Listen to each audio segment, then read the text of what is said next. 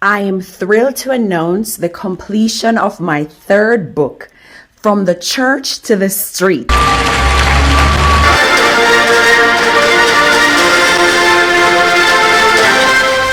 Growing up in church, Q, only a boy, discovered secrets and practices that went against his beliefs. I will be sharing a few excerpts from my book.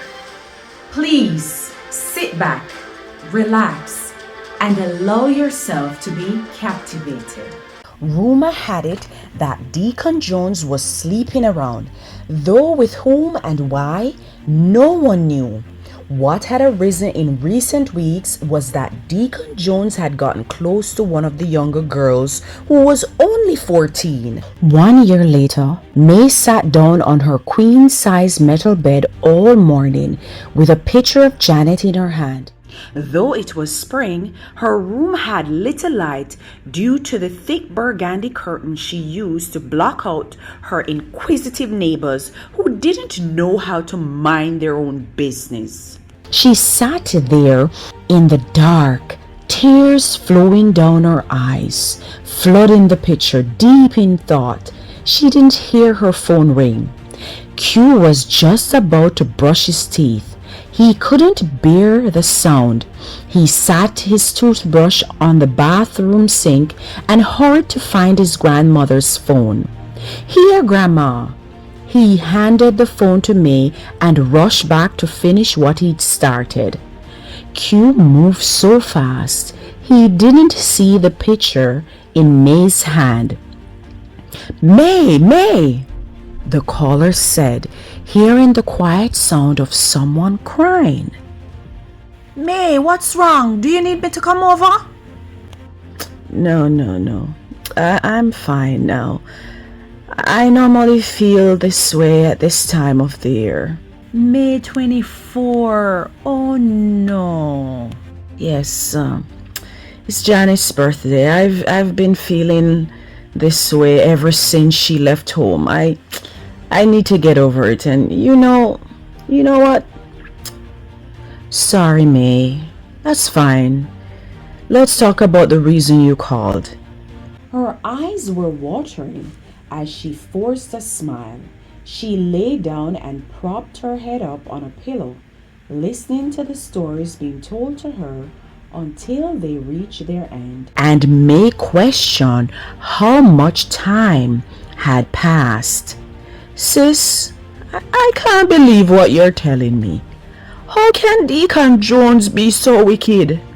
The message about Deacon Jones was so depressing, May swore she held her breath the entire time. "That's what I said, May. The worst part is that the members of the church know and everyone is keeping quiet." "Of course. How can they talk when he is the one putting food on their tables and clothes on their backs?" "You're so right about that. My God, it's not fair though. Someone needs to do something." May glimpsed a shadow at her door. "Q?" May jumped off her bed to see who it was. It was Q, indeed, sitting on the sofa in tears. "Sis, let me call you back later." She hung up the phone and then walked over to Q. "What's wrong?" She used her nightgown to dry her grandson's tears. Q stuttered for a moment, then said, "Grandma, why is Deacon Jones so wicked?" He stared up at her. May was speechless. How much did he hear? This was no good. The boy was 12, but still too young, regardless of the life he lived under a man like Ensign. Could Q have eavesdropped on her conversation? It was obvious. She thought she had taught him better than that. Q's expression had changed completely. Moments ago he had played and danced around May's room. He must have heard something. He no longer smiled, and his eyes were wide and sad when he spoke to May. It was clear that he had heard the conversation. May didn't even bother reprimanding him. What was she to say to the boy? What Deacon Jones did to that poor girl was wicked. Nobody stood up to him. No, they were all afraid, including May. Saturday morning, May and her grandson dressed for church. May carefully buttoned up her grandson's shirt and smoothed down his hair. She smiled down at him, her eyes filled with love. They left the apartment at 8:30 a.m. to catch Sabbath school. By the time they got down to the stairs, Pastor Smith was already waiting for them, so they quickly hopped into the car. As they made their journey, May told her grandson about the importance of church and the teachings of the Bible. They arrived at church in less than 15 minutes, and only a few people were there when they entered the church. But as the scripture said, "For where 2 or 3 gathered in my name, I am with them." Matthew 18 verse 20. May helped Q find his seat in the children's class. She watched him with a smile, then walked back to the adult section and sat back. It was easier to slip out at the end of the service.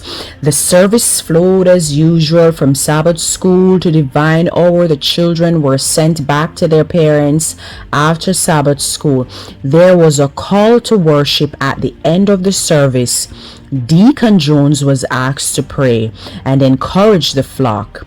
After singing a hymn, he gave an inspiring speech about the power of faith in difficult times. He encouraged the congregation to trust in God and remain hopeful. The service concluded with a closing prayer.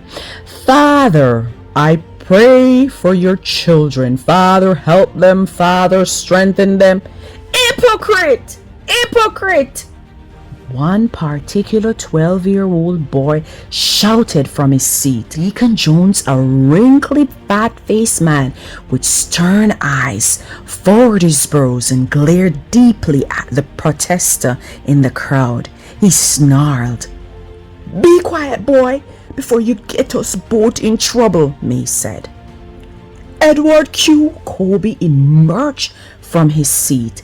Pastor Kiki froze in the pulpit, clueless about what to do. May felt embarrassed and her face burned with shame.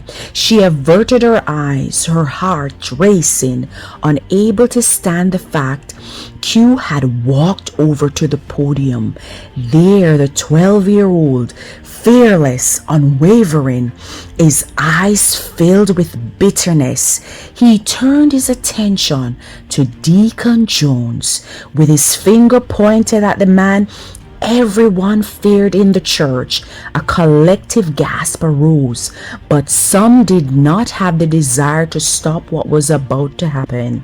For the last year, no one had confronted him about the unforgivable things he did to the young ladies in the church.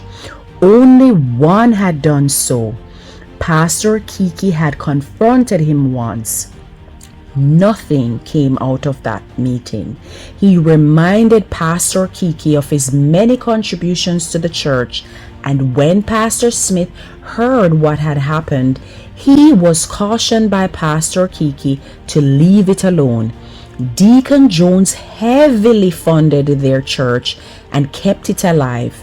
Without him, they were likely to perish financially during these hard times, inflation and all that. But not Q. He was young, fearless, and stubborn. "You think I don't know what you did? You impregnant Sister Becky. You're the reason she committed suicide." Huh? The members of the crowd, now in arms, said in unison. "Shut up, you bunch of hypocrites!" "Q!" May shouted at last, her hand forced as she rose up.